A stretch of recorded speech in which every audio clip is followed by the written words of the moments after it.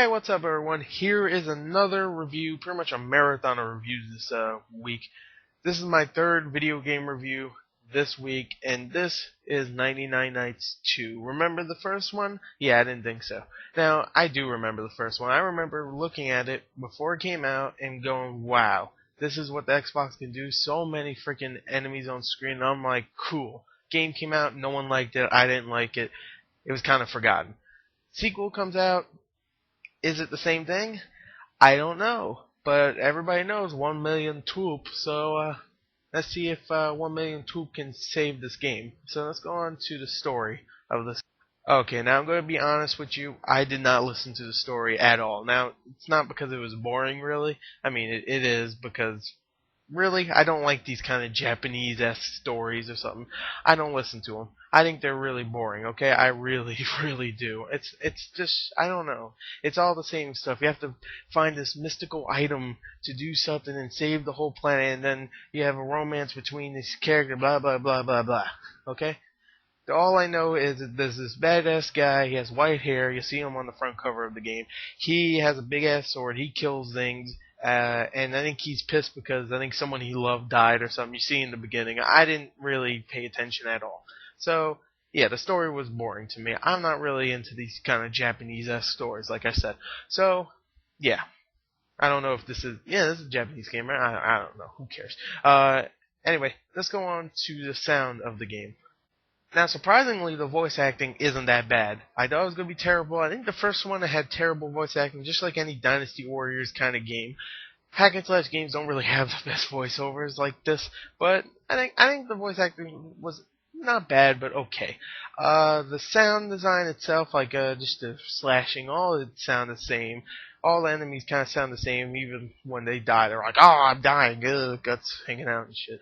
That's the only good thing I can really say about the sound is that there's a lot of enemies yelling at the same time, I guess. I don't know. Whatever. The sound effects are okay. Whatever. This voice acting wasn't bad. So let's go on to the graphics of. Okay, now the graphics in this game, sure, it can hold a lot of enemies on the screen, but that's really all. I mean, the character models aren't bad. As many people are on the screen, I was thinking they were all going to look like a big freaking texture of nothing after you look over them a little while. Just a whole bunch of freaking enemies. But it didn't. It looked like, just a whole bunch of guys. Right? The environments are very bland. Very, very bland. Very obvious looking. Just like any Dynasty Warriors-esque kind of game would look like. So the graphics themselves aren't bad, they're not great, but the character models are okay, the special effects are okay, and the environments are bland. So let's go on to the gameplay of this. Well, you guessed it, guess what the gameplay is? You press the X button a lot. But I have to give this game credit. You press the Y button also. And I don't remember, I think you pressed the B button too. I don't remember pressing it that much, but I did press the Y and the X button.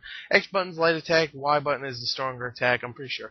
I haven't played it in a little while, so you can don't quote me on that. But one of those buttons is a strong one, and one of them is a weak one. It's just press the X button a whole bunch. You get a superpower, use that. You get some other powers which are cool. You get like hold LB and then press the Y button. You'll do a big slash. If you do the X one, you'll do a big stomp or something. It's okay. You get to upgrade your weapons before you get into the battle, which is kind of cool. You get to choose which missions you kind of want to do. If you want to go back and do this mission over again, you can do that. And not really else much to say. You press the X button a whole bunch. There is platforming in this game, which is horrible because the camera is so bad. There's a little bit of platforming. It's not like, oh my god, Super Mario where you have to jump a whole bunch of pillars. It's like, jump this, jump this, jump this, get to this. And it's only a little bit, not much. I just wanted to mention that because really there's no gameplay.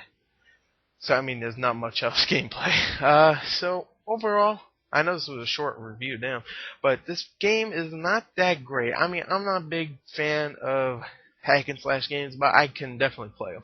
I can definitely like them. Some Dynasty Warriors games I really like. They're fun, sometimes. I like Samurai Warrior, the first one. Second one, not so much. This game is just bland. So, that's my review. Check the description for the full written review. I think it's just bland. I don't really like it all that much. But, hey, if you like hack and slash, then go rent it. Don't buy it, rent it. And if you love it, buy it, then whatever. That's my review. Check the description for the full written review, and bye.